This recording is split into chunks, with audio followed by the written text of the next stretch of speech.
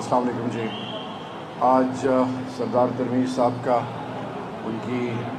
پوری ٹیم کا، ان کے خاندان کا میں تہہ دل سے مشکور ہوں، کیونکہ بزنس کمیونٹی کسی بھی ملک اور تمام دنیا کے لیے نہ صرف ایک اثاثہ ہوتی ہے، بلکہ یہ وہ لوگ ہیں جن کی وجہ سے روزگار ملتا ہے، اور سب سے بڑھ کر یہ کہ معاشروں میں یہ کلیدی رول ادا کرتے ہیں. سلام ہے ان کی سوچ کو، سلام ہے وہ تمام ٹیم کو جو اس انیشیٹو جو کہ پاکستان میں اپنی ایک ایسی نئی انیشیٹو کی شکل میں آج جو میں دیکھ رہا ہوں، اور یہی وجہ ہے کہ میں نے ان سے ریکویسٹ کی کہ کائنڈلی اس کو ایکسٹینڈ کریں تاکہ پاکستانی جو لازوال محبت رب ذوالجلال اور امام الانبیاء خاتم النبیین حضرت محمد مصطفیٰ صلی اللہ علیہ وآلہ وسلم یا دین اسلام سے جو رکھتے ہیں، وہ پوری عمر ترستے ہیں حرم شریف اور مسجد نبوی کے لیے. اور آج جو غلاف کعبہ کے حوالے سے اور مسجد نبوی کے حوالے سے جو چیزیں یہاں پہ ڈپکٹ کی گئی ہیں، چاہے وہ خانہ کعبہ کی چابی ہیں، جو چیزیں ہیں، وہ جب ایک عام انسان اور عام پاکستانی اور مسلمان عقیدے سے بھرا ہوا جب وہ ان کا دیدار کرتا ہے تو اس کی نہ صرف ایمانی طاقت مضبوط ہوتی ہے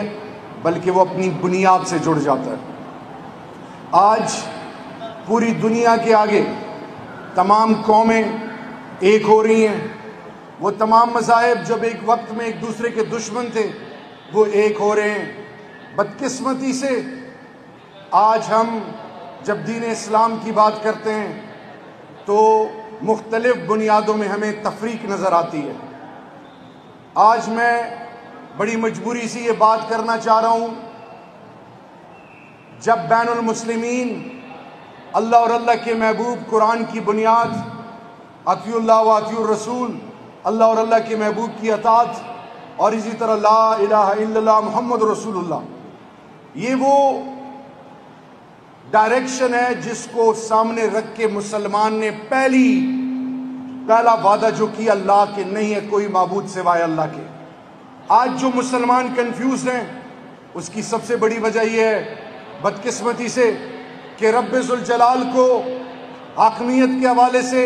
ہم نے ایک مسلک کے حوالے کر دیا، امام الانبیاء خاتم النبیین حضرت محمد مصطفیٰ صلی اللہ علیہ وسلم کو دوسرے مسلک کے حوالے کر دیا، صحابہ کرام کو تیسرے مسلک کے حوالے کر دیا، شیر خدا فاتح خیبر آل محمد صلی اللہ علیہ وسلم جن پر سب کچھ قربان، وہ ایک اور مسلک کو حوالے کر دیا. ہم نے مسلمان بننا تھا، ہم نے انسان بننا تھا، ہم نے دنیا کے لیے ایک ایسی سوچ دینی تھی اور مثال بننا تھا کہ دنیا اس سے سیکھتی. مسلمان اگلوں کے سروں پہ چادر رکھتے تھے بہنوں اور بیٹیوں کے. آج مسلمان اضطراب کا شکار ہیں، اور یہی اس کا میں سردار صاحب آپ کو دل سے مبارکباد دیتا ہوں کہ تمام چیزوں کی نفی کا نام ہے کہ آپ ایسی انیشیٹوز اور ایسے کام اور ایسے ماحول کریٹ کریں جس میں عقیدہ صرف اور صرف اللہ اور اللہ کے رسول سے جب جڑے گا تو بین المسلمین ہم آہنگی آئے گی، جوڑ کی طرف ہم جائیں گے، ہم ایک ہوں گے. اور انشاءاللہ باذن اللہ نئے پاکستان اور مدینہ کی ریاست پرائم منسٹر کا جو وعدہ ہے، اور لوگ چاہے وہ جس فکر کے ہیں، کیونکہ جمہوریت میں آزادی ہے، کوئی جس سوچ کی بھی عکاس بننا چاہے ضرور بنے، لیکن میرا یہ ایمان ہے انشاءاللہ اللہ قرآن میں کہتا ہے جیسے گمان کرو گے ویسے فیصلے کروں گا. کوئی چیز ناممکن نہیں، کوئی چیز ناممکن نہیں. پاکستان ایک عظیم قوم بننے جا رہی ہے، اور انشاءاللہ باذن اللہ آج پوری دنیا کے تمام قومیں اس بات پہ متفق ہیں کہ پاکستان کی طرف ان کی نظریں ہیں. اور یہ جہاں تک انویسٹمنٹ کے حوالے سے بات ہے، دنیا میں وہ واحد ملک ہے پاکستان، ریٹرن آن انویسٹمنٹ جتنا لگاؤ گے اس سے زیادہ ریٹرن ملتا ہے پوری دنیا میں. دنیا اس چیز پہ باور کر چکی ہے. پاکستان گیٹ وے ہے ٹو سینٹرل ایشیا. دنیا میں 70% اگر وسائل ہیں اس کے لیے گیٹ وے پاکستان ہے. پرائم منسٹر صاحب نے کنسٹرکشن انڈسٹری کے حوالے سے اس سے جڑی ہوئی لاتعداد وہ تمام انڈسٹریز ہیں جو جڑی ہوئی ہیں. اسی طرح پاکستان کے اندر چاہے وہ مزدور ہیں، چاہے وہ کاشتکار ہیں، چاہے وہ محنت کش ہیں، چاہے وہ لوگ ہیں جو سفید پوش ہیں، پرائم منسٹر صاحب کا انیشیٹو اس بجٹ کے حوالے سے اور پوری قوم نے دیکھا کہ مارجن بڑھتا جا رہا ہے الحمدللہ۔ ہم تہ دل سے ایک چیز پر یقین رکھتے ہیں کہ اس ملک کے ساتھ وفا کرنی ہے، اس ملک کے لوگوں کے ساتھ وفا کرنی ہے، اس ملک پاکستان کی تمام تر مفادات کو پروٹیکٹ کرنا ہے، اور میرے رب نے چاہا تو انشاءاللہ کشمیر کے حوالے سے آج 331واں دن ہے، بلکہ 32واں یا 31واں دن ہے۔ کشمیر میں جو ظلم اور بربریت ہم نے دیکھا کہ شام کے پناہ گزین جب یورپ کی طرف ساحل سمندر کا رخ اختیار کر گئے تو ایک بچہ ساحل سمندر پہ اس کی لاش پڑی ہوئی تھی، پوری دنیا کو خواب غفلت سے اس بچے نے جگایا، قربانی دینی پڑی، اور پھر 2 دن پہلے اپنے نانا کے اوپر، ان کے جسم کے اوپر، ان کی لاش کے اوپر ان کا نواسا، اور وہ کیا منظر پیش کر رہا ہے؟ وہ یہ منظر پیش کر رہا ہے کہ لیگ آف نیشن 1919 ورسیلز ٹریٹی کے بعد جب دنیا نے دیکھا کہ لیگ آف نیشن بری طرح ناکام ہوا اور جرمنی اور یورپ کا پھر کیا حال ہوا کہ دست و گریبان، قتل و غارت، انسانیت کی تذلیل۔ آج اگر ہم روس کو اس خطے میں شامل کریں تو دنیا کی آدھی سے زیادہ، آدھی کم و بیش آبادی اس خطے میں ہے، اور فلیش پوائنٹ ہے، نیوکلیر پاورز ہیں، they are at a daggers drawn. اور آج یو این کی خاموشی،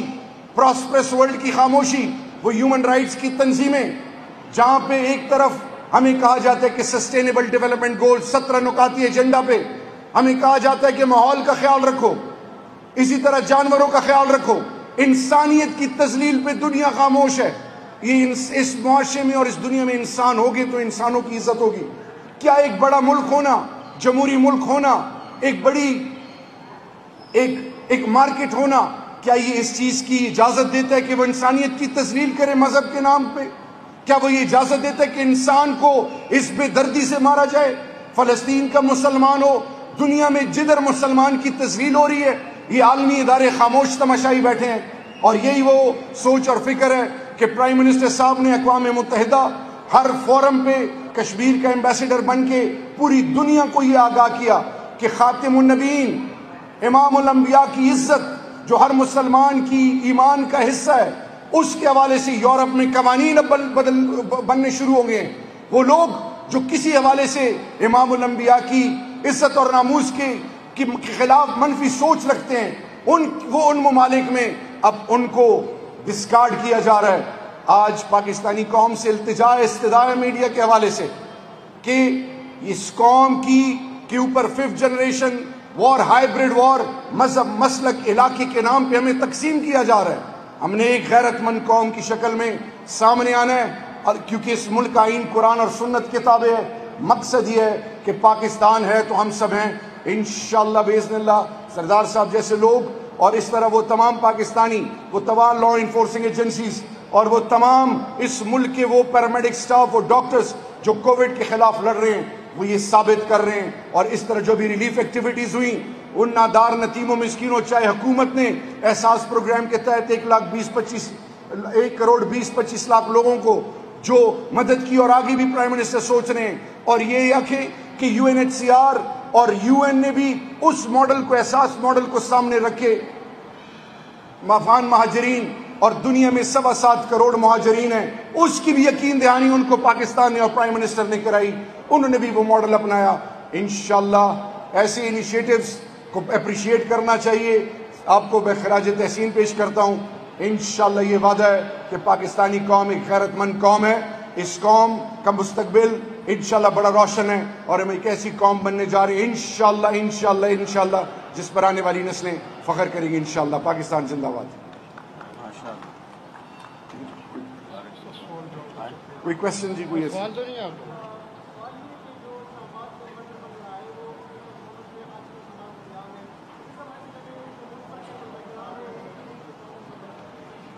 دیکھیے جی، پرائم منسٹر صاحب جو بھی ڈیسیجن یا جو بھی انیشیٹو حکومت لیتی ہے، یہ مولانا صاحب میرے ساتھ ہیں، سب سے مشورہ کر کے جب میں انٹیریئر میں تھا اس سے لے کر اب تک،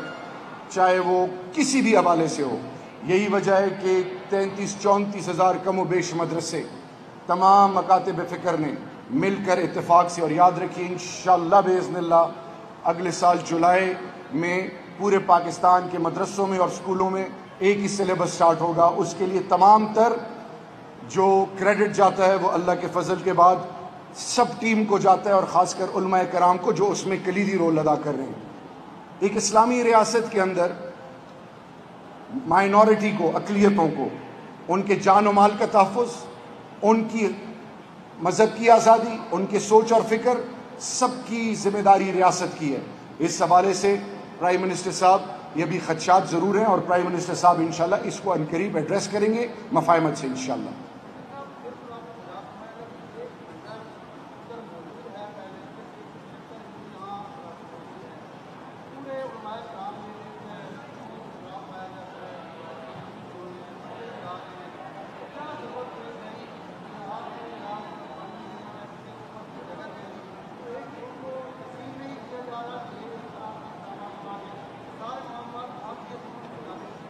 دیکھیں، سب سے عام پاکستانی کو